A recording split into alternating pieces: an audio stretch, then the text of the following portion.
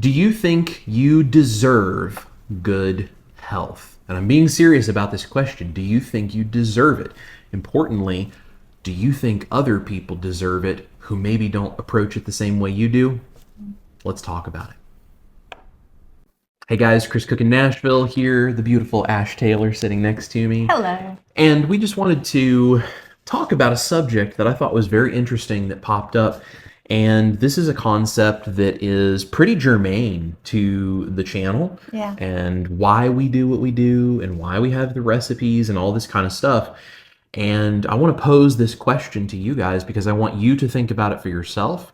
I want you to think about this for how you treat other people that might be in the keto and carnivore space. And I want you to bolster yourself against the possibility of people approaching you in this way so that you can remain successful at whatever it is you're trying to do. So all of this started because someone commented on my bread recipe video, which is doing very, very well. I'm going to link that down below if you have not seen my carnivore bread recipe. Lots of people are loving that, and that video has done very well, which then brings out some of the carnivore police and some of the different crazy people who the angry vegans have shown up on that video. And it's just a whole broad section of people that have commented on that. But there was this really interesting comment that got me thinking. This person put on that video, if you need to eat things and make things like carnivore bread, you shouldn't even be eating a carnivore diet. That's a statement.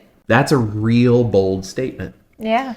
Because the problem with that, in my perspective, and the reason I just deleted that comment and I didn't even address this issue, is what the undertone, the subtext of that comment says is if you don't eat a clean carnivore diet of meat, salt, water, if you use carnivore ingredients to imitate some other type of product that is not meat, salt, water, or eggs, or whatever, you don't deserve the benefits of eating all animal products and eating a carnivore diet, even if it's a loose, dirty carnivore diet. That's a real harsh way to look at the world around you. If you can't do it the way I do it, you don't deserve the benefits of it. That's the subtext that I see in a comment like that. I have lots of thoughts on that, and I have a little bit of a logical thing that I want to walk you guys through here at the end of the video, so stick around for that because it might give you a little bit better of a perspective on how I do this, maybe if you agree or maybe you disagree with me on this, but how I think and why these recipes exist. So we'll get to that in a minute. But before I dive in and say anything, I'm really curious because you sort of watch me go through this a lot. And especially when you were keto and I was carnivore before you were eating some more carnivore stuff like you do now, you kind of watched me handle all these comments for a long time on the channel because people said this kind of stuff to me. What is your thought? What are your reactions to the concept of if you need to eat something like carnivore bread, you shouldn't be eating a carnivore diet? I mean, honestly, for one, that person clearly sounds like he needs a hug. I think the way that I would have handled that is probably to tell him to, you know what, off. I have to keep it clean. I'm sorry, this is a family show. That's right.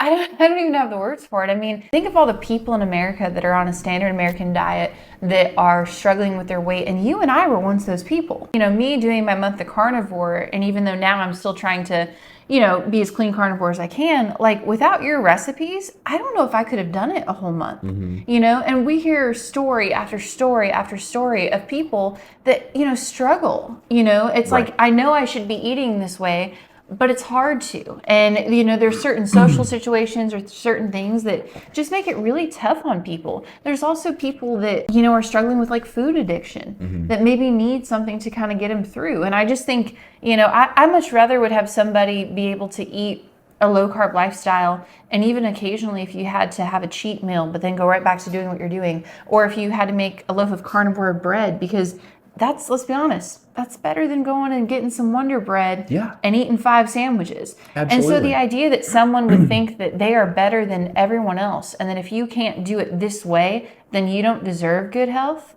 Like, who thinks that way? Right. I mean, that is just the most unkind, unloving, I am better than everyone else, and how dare you not be as good as me? And it's like, I just don't understand how any sane person would have that attitude. And, you know, maybe they're a nice person. I don't know who they are. But just the intent and the under meaning of that message, to me, is just very messed up. If you can't eat the way that I eat, then you don't deserve to call yourself a carnivore or to eat this way. Yeah. So you're saying that person basically then should just eat a standard American diet and then die? Right. They should deal with being obese and like health problems. And I mean, that's literally what that person is saying. Right. It kind of just pisses me off, to be quite frank.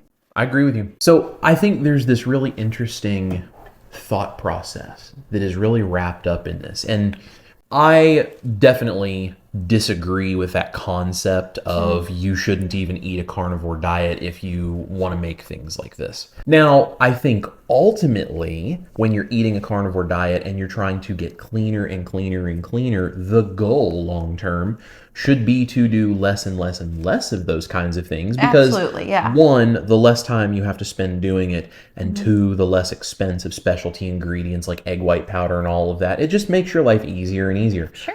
But that doesn't mean I don't think that there's any reason you have to get rid of all of that permanently or any of that unless that's a goal for you specifically. And more importantly, I definitely don't think when you're starting carnivore that if those things give you hope, when you're starting carnivore, if things like carnivore bread give you hope that you can do it another day or another week or another month or whatever it is, make the bread. Because even if that's not ultimately where you want to be, the problem with that kind of thought process is you are taking someone who is struggling to do something that is good for them, and you're comparing it to someone over here who is elite, doing it perfectly in your mind, whatever that means. And you're seeing this huge gap between the two and basically saying, because you're not good enough to be here, you don't deserve to even be here. That is a really messed up way of thinking. And let me tell you guys why this just stands out to me so much as such a bad sickness that is in the carnivore community that I think is one of the things I'm battling. Like, I love carnivore. I love the carnivore diet. And I love all of these creators out there that do all these amazing carnivore things. I love watching Dr. Chafee. I love watching Dr. Berry. I love Dr. Saivez, and I love Dr. Westman. Like, all of these different doctors that have all this information, and they all have kind of their own things and their own brands of how they approach keto or carnivore. They all have some slight differences of opinions on various things, I'm sure. Right. And that's okay. They all interact and they're all good. That's totally fine. And there's a lot of people that have a lot of different nuanced beliefs about carnivore, and I have my own. And I think that's totally fine, because ultimately we're all working to find what is the best way of doing this, if there is a best way. So something that this kind of comment does not take into account, though, is that just because you see people like that have all of this knowledge and all of these things maybe figured out, to where like someone like Dr. Chafee has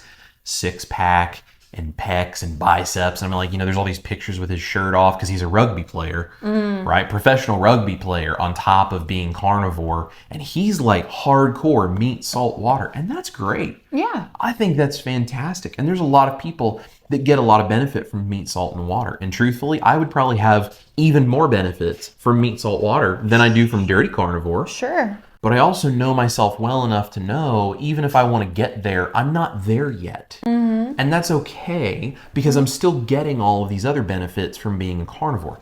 So if you're taking this idea that these elite people that you're saying have this all figured out to where it's meat, salt, water, nothing else, or whatever version of carnivore this person was trying to represent, I guess.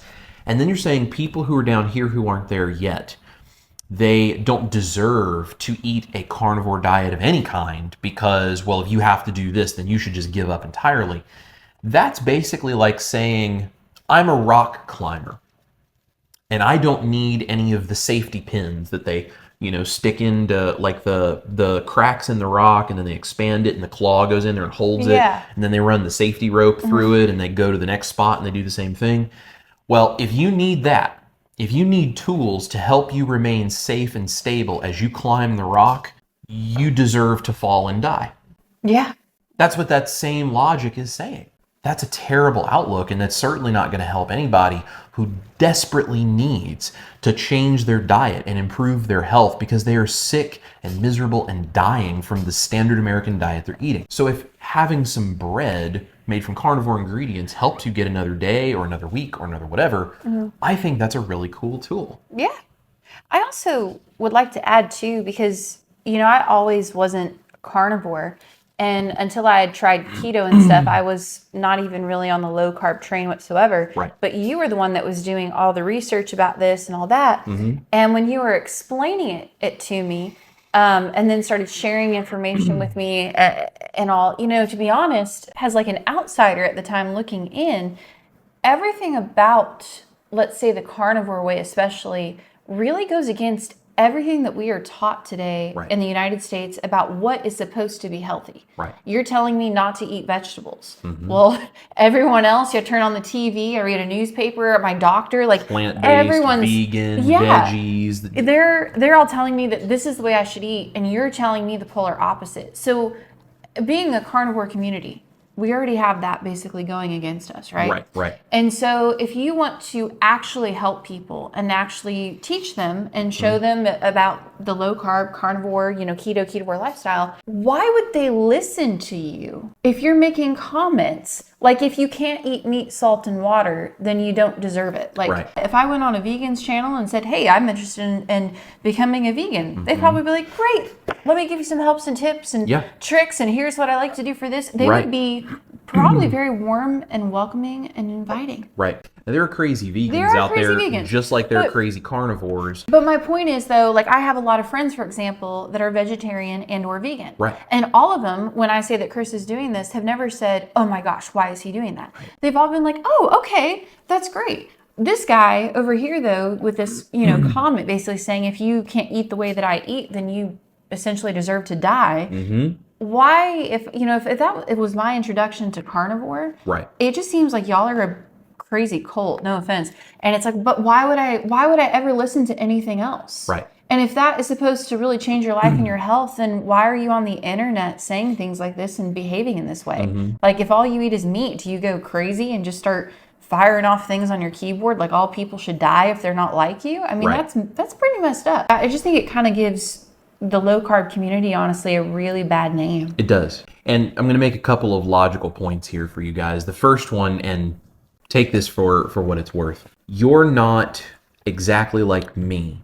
Therefore, you are not deserving of the things that I have. And I am going to actively pursue putting that word out there to other people who are just like me so that we can ostracize you because you're in this group and I'm in this group and my group is better than your group. Do you know what that sounds like? I can think of a lot of things, but what are you thinking of? Prejudice that leads to things like slavery. I think of Hitler. Hitler and the Holocaust. That's the first thing that came to my mind. That is that train of thinking. It really is, and I'm not saying that if you want people to eat meat, salt, and water, that you're the same thing as Hitler. That is not what I'm saying. I am saying that if that is how you try to treat people who can't do meat, salt, and water just with the snap of their finger the way you think they should, that is the same line of thinking.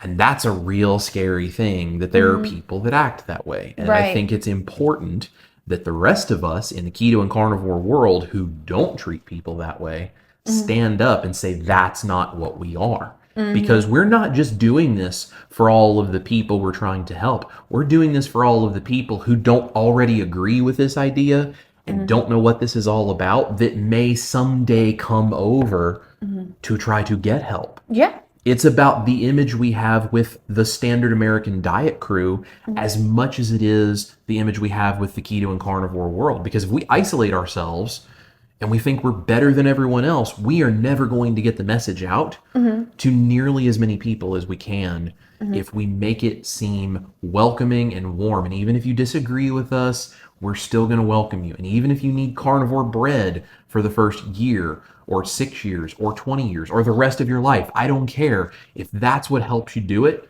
great. Because I would rather take 90% of the world 50% of the way towards carnivore than take 1% of the world 100% of the way and watch the rest die. Yeah. So that's a really important thing to me. It's very important. Yeah. It kind of reminds me too, Jesus talks about in scripture where it's like he didn't come for those that already were saved. He didn't come for those that were already healed. He came for the sick. Right. And it's like, so, it's great if you, already know about keto and carnivore, and we're all at different places in our journey. Some people who watch maybe do eat salt water. Some don't. Maybe people have to make your carnivore bread every week, and maybe they still do really well with that, and that works for them. But I think you and I our lives have just been so changed by discovering keto and carnivore. And the whole reason why you started making videos was to help people. Right. And yes, we help people already in the low carb space, but we want to go get our friends that are on a standard American diet where we're watching them be sick and fat and struggle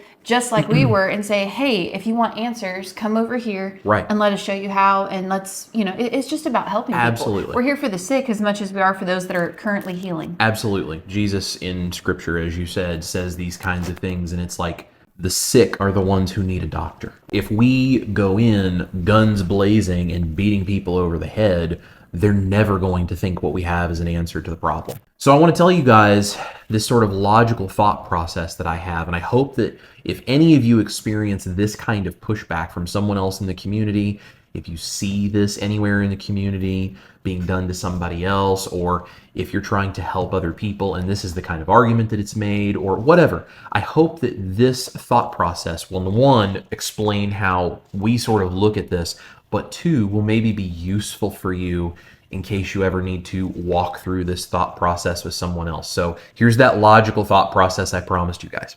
So I'm going to list off some carnivore ingredients, and I want you to tell me, does this sound like carnivore? Like, yeah, that's great, cool. Ground beef, eggs, heavy cream if you can handle dairy. I'm in.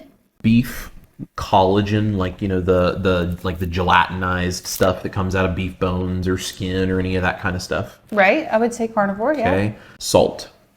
I would say carnivore. So let's go with just those ingredients, and this can be expanded out in 100 different ways, but let's just go with those ingredients. Okay. So if I sat down and I ate beef and I ate eggs and I had some heavy cream because I can handle dairy. Right. And I had some beef collagen that had been taken from skin, or maybe I'm just eating skin or whatever. Does all of that sound like I'm eating a carnivore diet? I would say yes. Great. So if I whipped all of that up and I turned it into carnivore bread and I cooked a patty and I put it on there and made it look like a cheeseburger, why is that somehow not okay? Well, that's a really good question, because if it's the same ingredients and it's all, I would say that you're still eating carnivore. Exactly. So here's my point. If this person has such a problem with the fact that you're making carnivore bread, saying you shouldn't be doing this, what they're getting at is that this is a food addiction, that this is bad for you because that looks like bread and you need to let go of all of that. But here's the thing. If they see the same ingredients being used in a different way to have a different outcome that tastes good, that you enjoy, and they assume that it's bad, and therefore they almost fearfully and in anger say this is not an okay thing, is that your addiction they're talking about, or is it theirs? Who has the addiction to the idea of bread? The person who can make carnivore bread and enjoy something that tastes really good, but is also good for them because it has quality ingredients? Or the person who says, I can't even go near something that looks like the old food that I have completely cut out of my diet, because even the fact that it looks like it might be the same kind of thing, in my mind, makes me angry and fearful because it's wrong. Which one of those people is addicted? Clearly one that can't go near it. Yeah. I'm not saying that you should go out and eat carnivore bread. If you don't feel like you need carnivore bread for anything, great. Don't bother with it. If you are trying to eat a carnivore diet and you think that carnivore bread is going to make a big difference for you and it's going to help you be more stable, make some carnivore bread on occasion and enjoy it. As long as those ingredients are clean and you like that recipe and you're okay with spending the time and the money to do it, do it. And don't let anybody put you down for doing so. Now, I do think with recipes like that, especially things when there's dairy or there's other kinds of things in it, it's not something I do every day because I don't feel my best if I do that every single day. I also Right. just don't have the time to do that every single day. But once or twice a week, we're doing recipes because of, running the YouTube channel. And most of the rest of the time, we're eating very simply. But when we do those recipes, those are nice. Yeah. They're really nice. And it makes it very easy for me to eat like ground beef and eggs or a steak or chicken or whatever every other night of the week because every now and then I want something special. So I just create a recipe for it, make sure it's all carnivore ingredients. And I find the ones I really enjoy. And it's like, oh, that makes me feel like I'm not missing out on anything. I don't have any desire to go buy a loaf of bread at the store because if Yeah. I need something, I'm just going to make it myself. And I'm going to make it a carnivore version of it. So who's addicted? Me or the person who has this wild, off the wall, everyone who can't do it the way I do it deserves to die attitude because they are so fearful of the fact that it looks like a loaf of bread. And that means that it's going to drive you into some place where you shouldn't be, or you don't deserve carnivore because that's not somehow good enough for you to be there, or whatever their reasoning is. Is it me? Or is it the person making that comment that really has the addiction? And sometimes the addiction to the food, it's not about the carbohydrates that are inside it. For some people, it's the mental aspect. Sure. And if you're a person who is easily triggered to want other things, because if you eat carnivore bread, it would then trigger you to want to go get real bread because it is like some sort of a mental game you're having to play, I understand that. Then avoid it and don't do that. But you can't judge that everybody else is the same way because that's taking your own addiction and projecting it onto everybody else. And quite honestly, it kind of sounds like someone who's jealous that they can't have or don't want to have, or maybe they're not a good enough cook to have carnivore bread. I don't know what their actual intent is, what their reasoning was behind that comment. I just know for me, it really got me thinking about this idea that just because you use something that looks like something else doesn't mean you're failing. Doesn't mean you're doing anything wrong. If it makes you feel good and it works for your body and you're good and you're losing weight or you're reducing inflammation or you're handling your metabolic issues or you have health issues that are improving or you're controlling and then starting to reverse your diabetes or like whatever your reason is for why you do this. If you have those recipes and you still have those results, who cares whether it looks like a steak or whether it looks like a loaf of carnivore bread?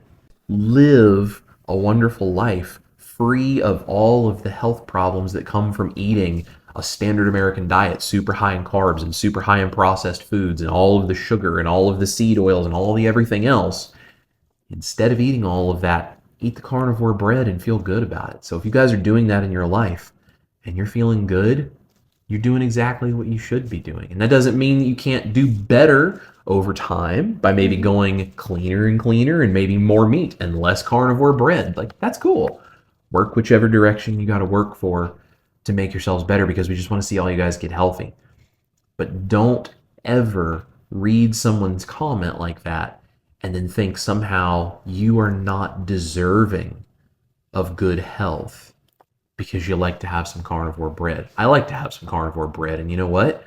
I deserve to lose the 130 pounds that I've lost, and I deserve to lose more, which will happen in time as my body's ready.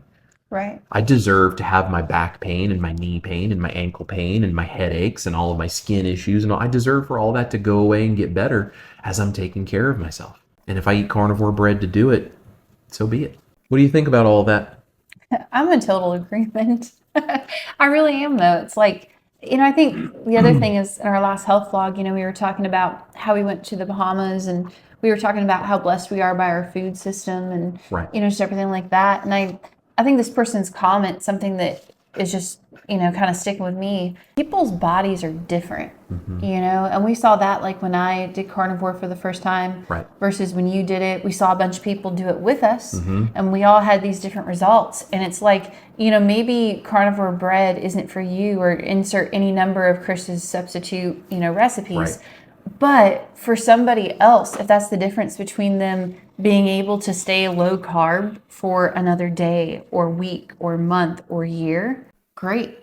And I think of the stories, like so many kids too, where like people are even trying to get their kids to eat low carb and to teach them these things, but maybe sometimes it's like they try other substitutes and the texture or something is wrong. And so therefore the kid would rather just go eat McDonald's. And so then you have, Chris's recipes, which he works so hard to make sure they're so true to the, whatever the original thing is, whether it's bread or pasta or, McDonald's McGriddles. You have your own, carnivore version of that. But it's like you can make his recipes and it will be as close to the real thing as possible. And a lot of people don't even know the difference.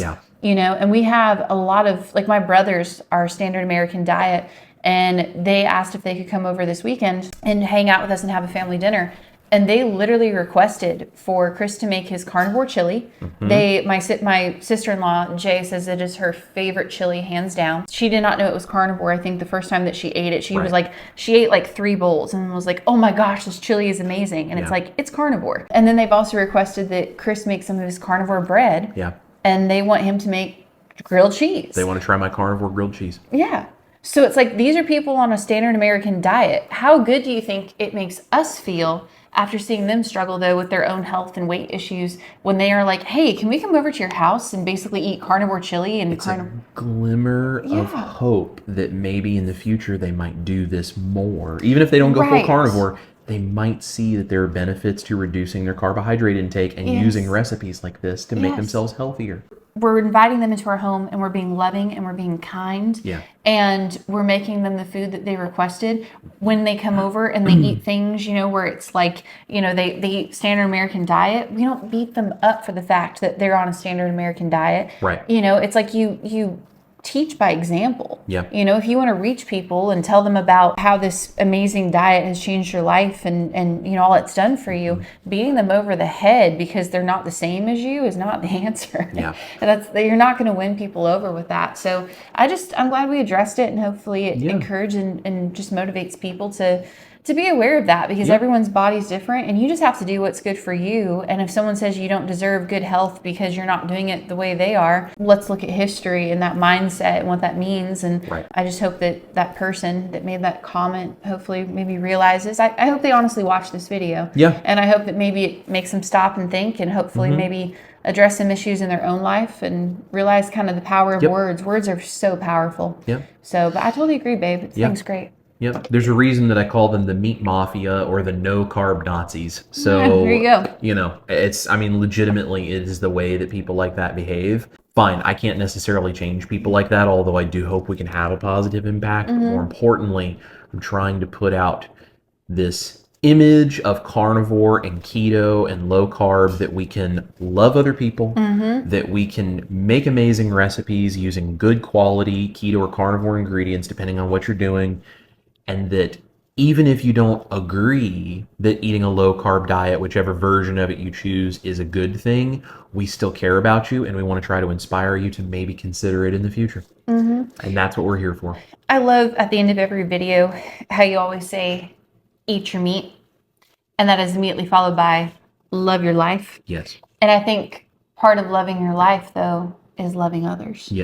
And that is a huge message that I think is very important to this channel and what we do. I agree. Love your life means you have to love others, because if you don't love anybody else and you don't give any kind of kindness and affection and love towards anyone else in the world, you're not living a life, you have an existence. And that's two very different things. And it is not eat your meat, benefit from your existence. It is eat your meat and love your life. It's a really important thing. It's not eat your meat, and if you're not eating only meat, you're doing it wrong. It's not eat your meat and beat others up if they don't do it just like you. It's eat your meat, love your life. I know a lot of you probably experience this, whether directly or just by going around YouTube and Facebook and Instagram and whatever, and you see it in the comment section, you know who those people are. You've seen them. You can go on Facebook and join any number of carnivore groups, and if you do one thing that's slightly wrong, I mean, hundreds of people will rain down on you and tell you how stupid you are and how wrong you are and how that's not carnivore. I mean, they will bully you into never wanting to get on social media again. I've experienced it. I still experience it occasionally, which is why I don't join groups like that, because I don't have time for that. So there's a lot of that out there, and whether it's directly or indirectly, you will experience it or you will see it. I'm sure you already have. If you're brand new to this, you probably will soon. So take this motivation and encouragement and whatever else you can garner from hopefully a little bit of wisdom we may have dropped here, and bolster yourself against that kind of behavior. Be the positivity that we all want to see in the keto and carnivore space. Go out, set an example, make your own health better. Use the recipes, don't use the recipes, whatever it is you got to do. Learn it a little at a time and get better every day and make an impact on the world, because there's a lot of people. There are millions, probably billions at this point, of people who are sick and dying and metabolically unhealthy and miserable and struggling all around the world. And we're just trying to help as many of them as we can, and we're never going to do that by beating people up. So be that positivity and that change you would like to see in the keto and carnivore space, and then be the change you want to see in the world, as they say. Go out and do really good things. We're going to be here giving you guys a platform to hopefully find the community, to continue to spread the message. Make sure to share this video. Also have a link down below for a brand new channel, which is going to have more of this kind of content. Eventually, these health vlogs will move over to that channel. We're going to keep them here for now, post them in both places, but eventually these will move over to that channel so we can focus more just on the cooking side of things here.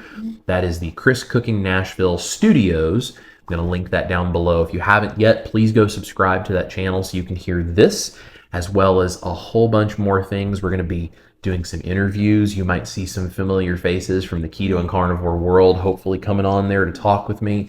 We're going to do some health information. We're going to do a whole bunch of great stuff, and it's going to be focused on the keto and the carnivore and the low carb space from a health and informational perspective.